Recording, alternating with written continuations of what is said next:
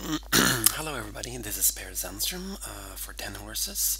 You can find me at 10horses.blogspot.com. Just Google 10 Horses and I will pop up. Today I'd like to show you some images from a campaign I just did for MKK, Mika's Koivisto-Karlsson. It's a very high-end hair and beauty salon in Stockholm, Sweden, and this is the second time I shot for them. You might have seen another video on my first shoot for them. This is the second time, and today I specifically would like to give you an insight into the constructions of the images. Obviously these are heavily retouched, these are heavily worked on with layers and all kinds of Photoshop trickery if you want. And I thought it might be interesting to see how that was done actually.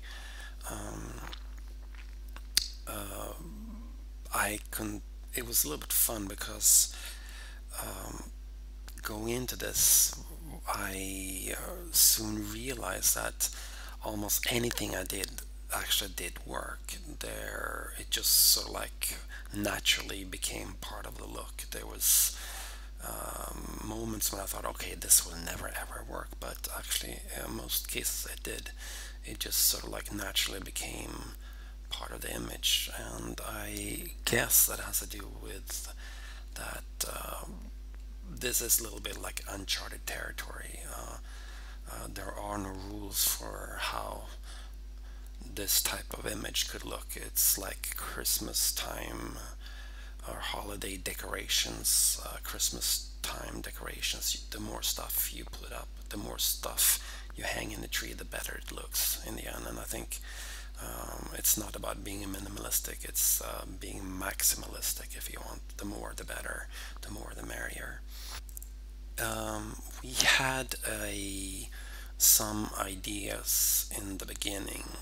We had talked about the factory and the Warhol and the silver painted factory loft and the aluminum foil on the walls there. So we that was something we wanted to explore a little bit. This is an image from the beginning of the shooting, as nothing is really set up yet. A little bit further into the preparations, we started experimenting with colors, gelatin filters on the lights, and here it's the set is basically finished. This is kind of like a pretty good representation of what it looked like during the shooting. Once we were here, we had a hunch that okay, this is something that we might want to explore further, and I really like this sort of spacey, jewel-like feeling, and we went on from here. This is one of the first frames, and in terms of light and lightning, it's not complicated at all. It's actually a pretty basic and rough setup. If you remember what the studio looked like, you can see it here. It's like it's not a studio, it's the basement of the salon. They were working upstairs, and when the models were done they came downstairs and we shot. Very low ceiling, white walls all around, so basically the light was just bouncing around everywhere. The aluminum foil acted as a giant reflector, so as you can see there's light everywhere.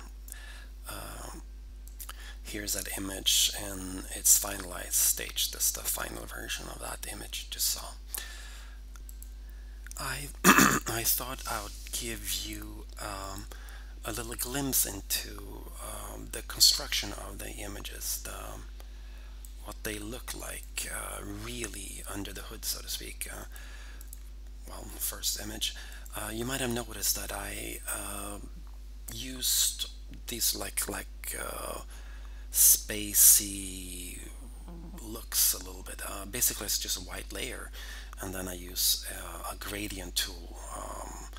I put in a little bit of green, maybe, or blue in this image. It's turquoise and a little bit yellow, and it's a gradient tool that makes this gradation. It's quite simple. Then the original frame, some curves to add contrast, and here we go.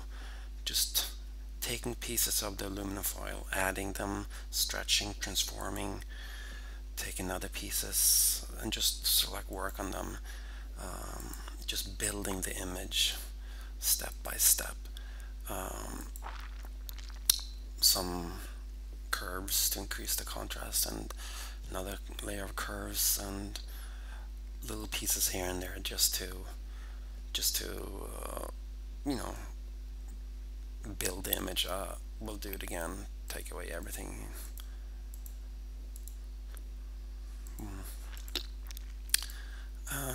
Like I mentioned before, it was quite funny to see how these things just organically grew into something. I really didn't have problems working like this. It just felt very natural to do this, and again, I assume it's just because we are not used to seeing images like this, so you sort of like accept things. If it looks good, it looks good, and you don't care so much about that. Okay, this is not reality, because obviously it's not. Working with these images, something funny happened while I was doing that. And it was purely by accident, I realized that just the construction layers themselves were incredibly beautiful. Taking away the model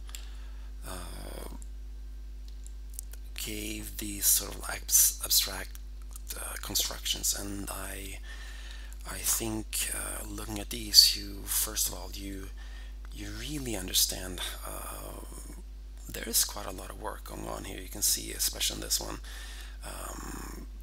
if you look here, I think this is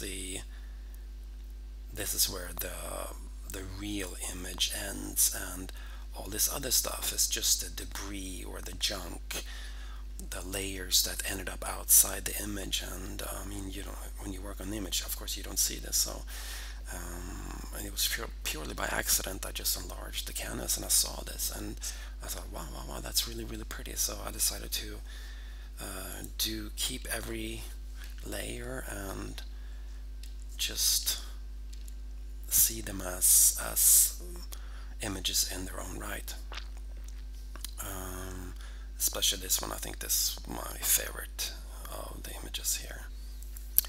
Okay, I'm just gonna run through the final images again one more time. I hope you enjoyed this little video, and hope to see you soon again, either on my blog 10horses.blogspot.com, or on Vimeo or YouTube, or wherever you might find me. Thank you very much. Bye bye.